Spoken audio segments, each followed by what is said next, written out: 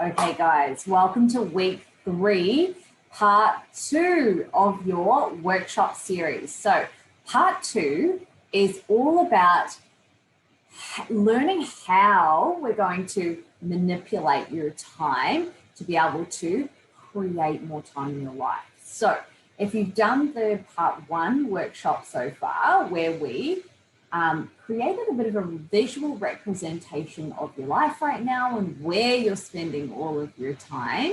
And we talked about some ways or things that you might love to sort of change up in your life if you're not sort of feeling it right now.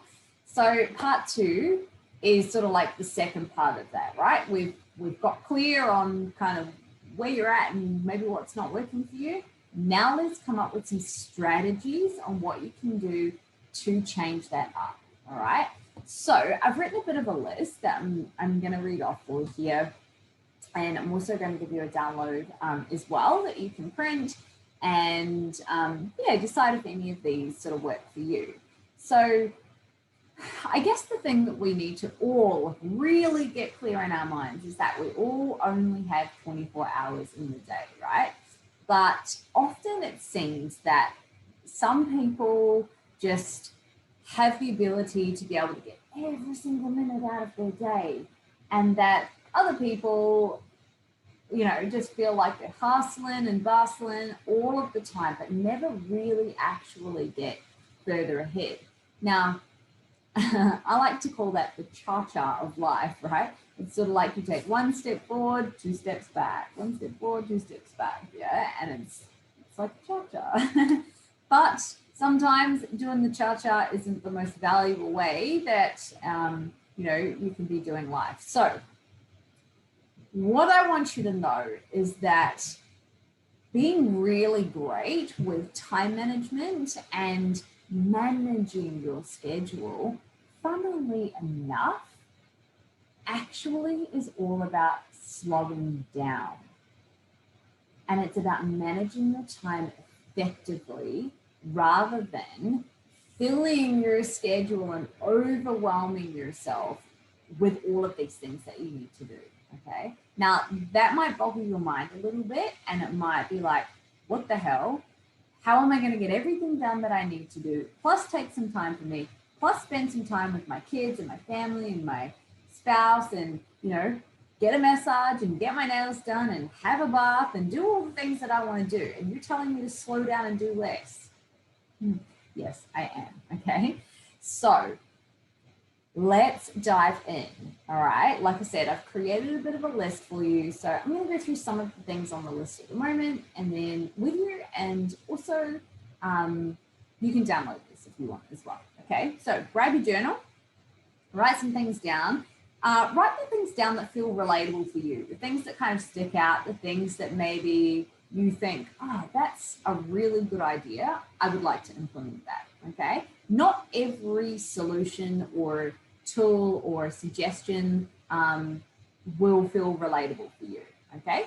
There's lots of different things that work for different people. So let's start in the beginning, okay? We need to create a time audit.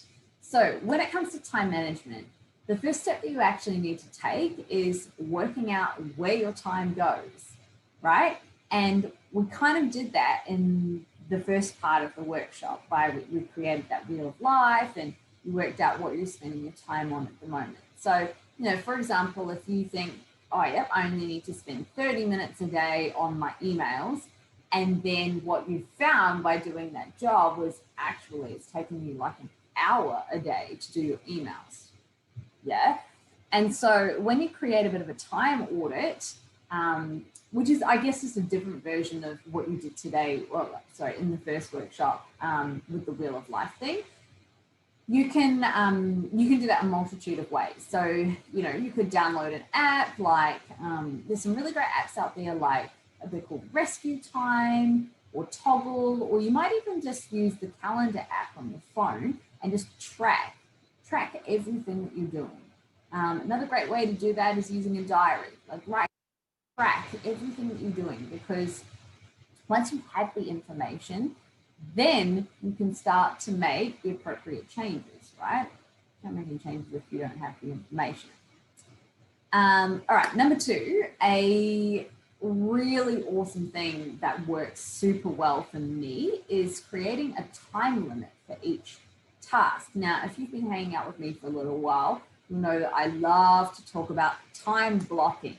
Yeah, time blocking is a really great way to be able to stay on task or on track with the tasks that you're doing and not getting sidetracked by going over time or procrastinating beforehand. So for example, if I wanted to clear my emails, I would go I like to do this in my calendar app on my phone. It's how I manage my time, but some people might do it in a diary or however you're tracking your time. Right, okay, from 8 a.m. For 1 hour, I'm going to clear my emails. And it almost becomes like a bit of a fun game. It's like a challenge. Okay, I've got 1 hour to smash out as many emails as I possibly can, right? And so what I find is it actually puts a bit of a buffer between, the tasks that you've got, but other things that can come in like distractions. Yeah, it's like, well, I'll get to that a little bit later. I've only got 1 hour, or 1 hour to do this thing, right? So what would normally take 2, 3, 4 hours to clear emails, yeah, because you're getting distracted along the way, boom, 1 hour, that's it, get it done. Don't spend any more time on it after that. You can come back to it again tomorrow, the next day, whatever. All right. Okay. Number 3, I know a lot of people do this. It does work for me as well, is creating a to-do list. However, there's to-do lists and there's to-do lists, right? There's one that actually is quite effective because you've only got a few things on it and they're pretty urgent things that just need to get done. You can tick them off along the way. You do them in a very specific order by not abandoning any tasks on it. Or there's the to-do list that feels so amazing to have like 3 pages of it because how busy I am. Look how busy I am. But what you'll find is you tick 1 off, add 5 more, tick 2 off, add 3 more. Yeah. And it's just this never growing to do, like never ending, always growing to-do list of things, which ultimately sets you up for failure in the end because you're never actually going to get to the list, right? So to keep you focused on your to-do list, just put 3 to 5 priorities on there, okay? And tick them off. Do not abandon anything on that list, all right? Once you've done that, then you're going to create a new one, okay? Number 4, I'm just reading through my list here as well. Number 4, plan ahead, okay? Planning ahead, being really organized is a massive game changer in time management. For example, if you say you want to go to the gym after work or you want to get to a class or something like that, yeah, one of the things that you could do the night before is pack your gym clothes into your bag. Don't put it in your car, right? It's already there, it's done. You don't have to stress about that being an extra activity that you need to do in the morning and by then it's too late and you forget about it. So then after work, you're kind of stressing like, shit, I need to go home, get my clothes and get out to the gym. Like, no.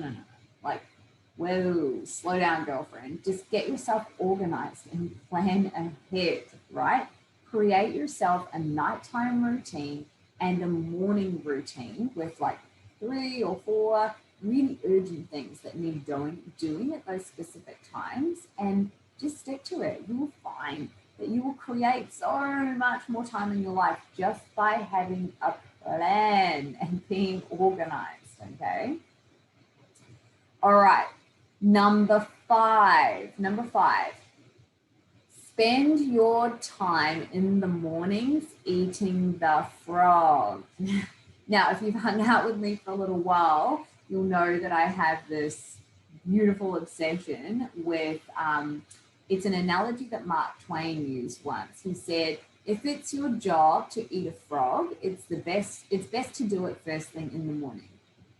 And if it's your job to eat 2 frogs, it's best to eat the biggest frog first, okay? Now, what's a frog? Well, a frog is that big task. It's that one that you're procrastinating doing. It's the most challenging task that you've got in the day. And the reason for why this is such an effective time management task is because you have the most amount of energy in the morning. Yeah. So it's better to tackle your tasks when you're not drained. And also you can use that feeling of accomplishment when you've had the task or when you've done the task to take you through the rest of the day, right? And it's really motivating to be able to get other things done when you're like, look at me go, I'm on fire, smashing tasks here and there. Yeah. So eat your frog early in the morning. Okay. All right. Number 6. Learn how to delegate and outsource. This is one of the most challenging things that I have ever had to learn about time management and creating more time in my life. Now, the reason for that is because I have this random OCD obsession with having to do everything myself because no one else is going to do it as good as me. I can't trust anybody else to get it done as good as I'll get it done. Oh, it takes too long to ask the person to do it anyway. I might as well just do it myself. Yeah? Can you relate to any of those things? I'm pretty certain you can, and they are very, very real stories that I've told myself on numerous occasions. Still do sometimes, but I have got much better at learning how to delegate and outsource tasks that really don't actually require me. Yeah? Now, I think in the part 1 workshop, I talked about how I got a house cleaner. Yeah, that was one of the hardest things I ever had to admit that I needed help with. Because for me, it was like saying, hey, like I'm a bit of a failure. I work at home, but like I don't have time to even keep a clean house, let alone do anything else, you know? Whereas in fact, once I did it, it was like, oh, thank God. I don't have to spend hours cleaning my showers and dusting and, you know, doing toilets and stuff anymore. Like, someone else is going to do that for me, and it's amazing.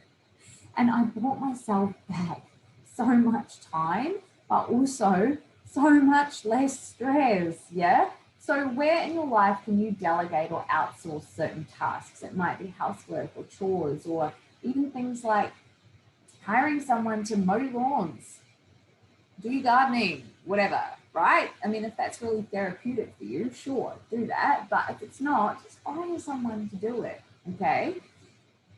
The amount of time and stress that you will save and buy yourself back just by asking for help, let me tell you, will be a massive game changer for you, okay? All right. Whew. I love that one. What else did I write on here? Ah, yes. Number 7, changing your schedule. Okay, so changing your schedule. Now, obviously, if you're here, it means that you're probably in need of some help of like ninjaing up your schedule a little bit, or you want some guidance on how to, you know, time manage yourself a little bit better. Okay, so how can you change your schedule? Well, for example, you know, instead of waking up at 6:30 every day, maybe you will choose to wake up at like 5:30 or 6 o'clock and gain yourself an extra like 30 to 60 minutes in the morning. That's an amazing time of day to spend some time with yourself. You might do a meditation, you might exercise, you might prepare your lunch for the day, you might, you know, pop a load of washing on, or, you know, something like that that you were struggling to get done in the day. Something for you, or, you know, something that's going to be a really positive experience for you, simply just by getting up a little bit earlier. Okay. The other thing that you could do is maybe consider going to bed earlier as well. Okay. If you do want to get up earlier, then maybe you need to go to bed earlier, or maybe you could wake up earlier on the weekends so you have a little bit more time and you actually do some exciting things. Or you might cut down the amount of TV that you're watching, or the amount of social media that you're scrolling, anything like that. Change up your schedule a little bit to create more time in your life and less time doing things that aren't adding a lot of value. Yeah. All right. Really important one, and one that I've learned really hard more recently this year. Number 8, leave a buffer time between your tasks or your meetings or whatever it is that you're doing. Yeah. So something that I used to do was like, when I first started getting into time blocking, I was like, all right, emails here, you know, workshop here, client here, choreography here, lunch here, blah, blah, blah. And I would like back to back my schedule. And then when I'd look at it, I'll be like, shit, I had a busy day. And then immediately, like, that felt super overwhelming for me, even though I had blocked out and like tasked my time, right? So jumping immediately from one task or a meeting to the next, it seems like it's a good use of your time, but actually kind of has the opposite effect. And I really learned that one hard. So you need time to recharge and clear your mind before jumping into the next task or the next meeting. So one of the things that I found to be really great is between tasks or meetings is go outside for 5 minutes. Go and get some sunshine or some fresh air. Go and take a walk. Do a meditation. Go to the toilet. Grab yourself some food or a drink of water or something like that, right? The human brain is actually only built to be able to stay focused for around about 90 minutes at a time.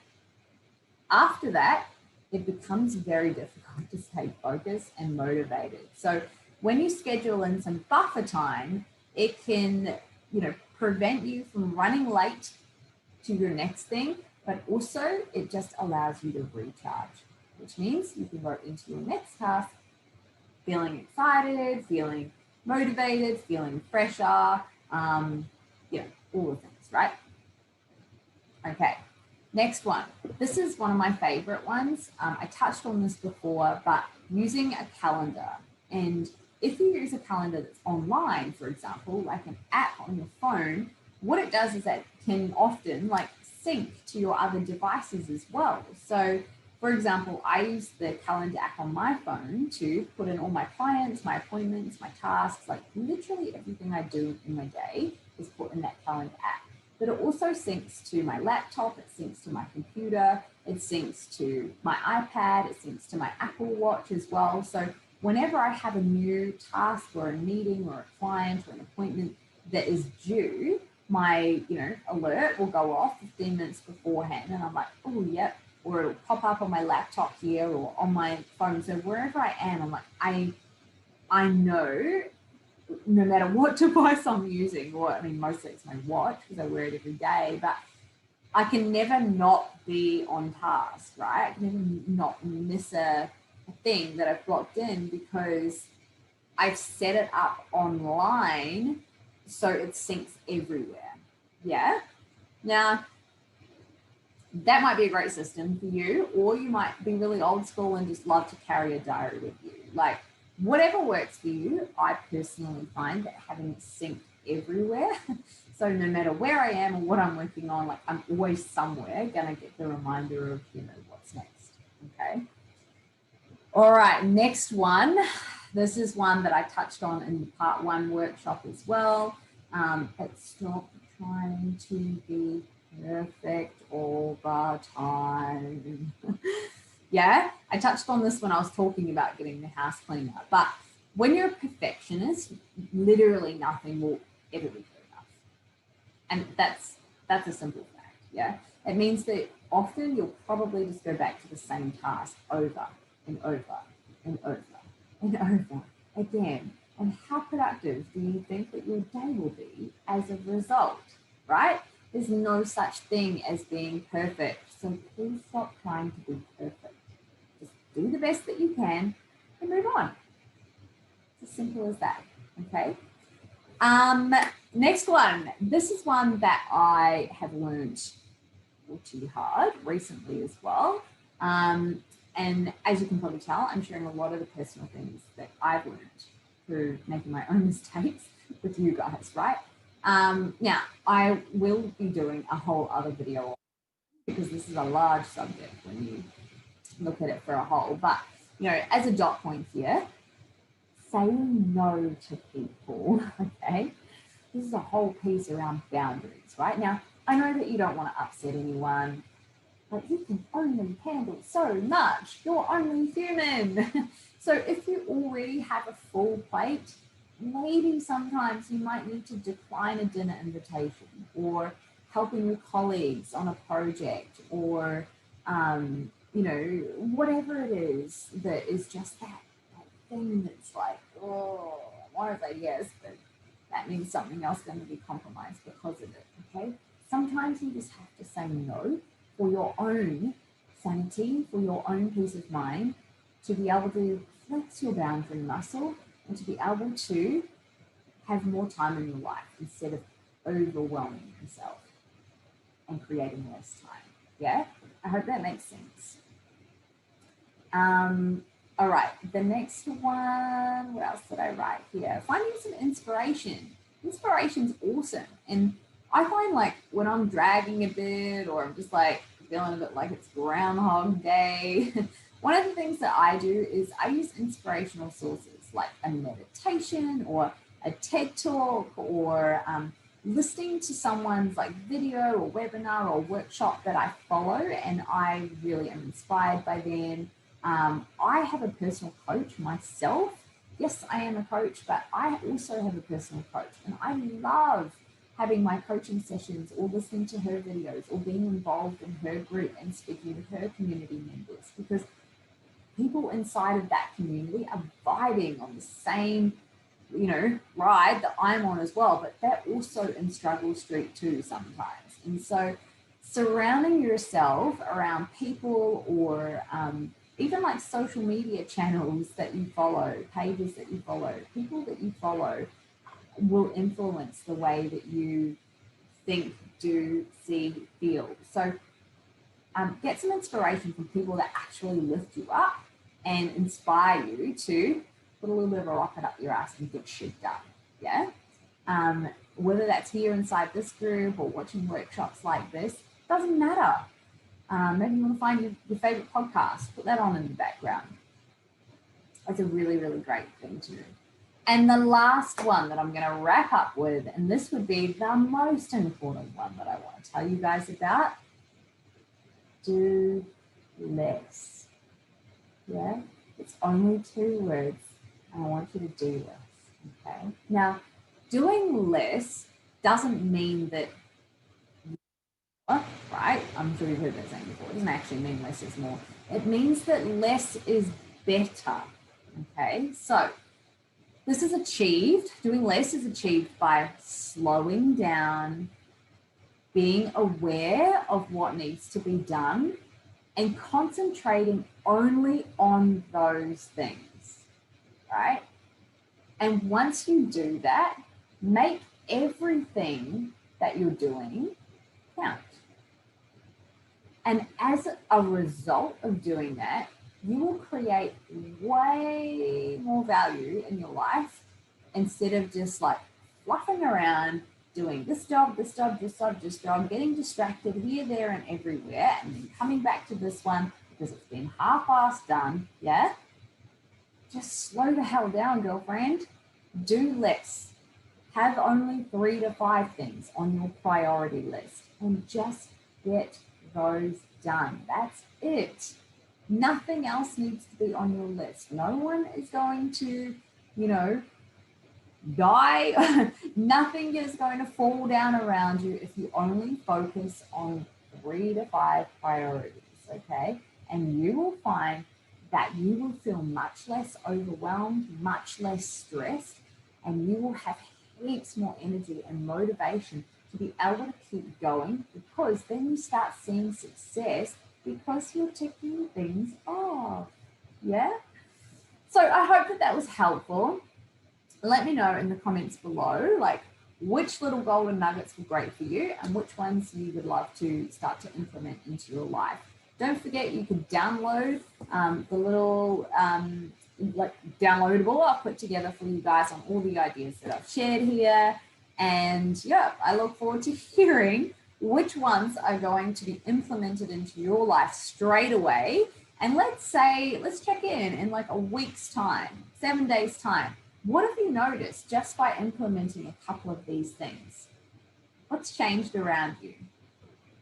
Drop me a comment below when you've watched this, and I cannot wait to see what changes for you soon.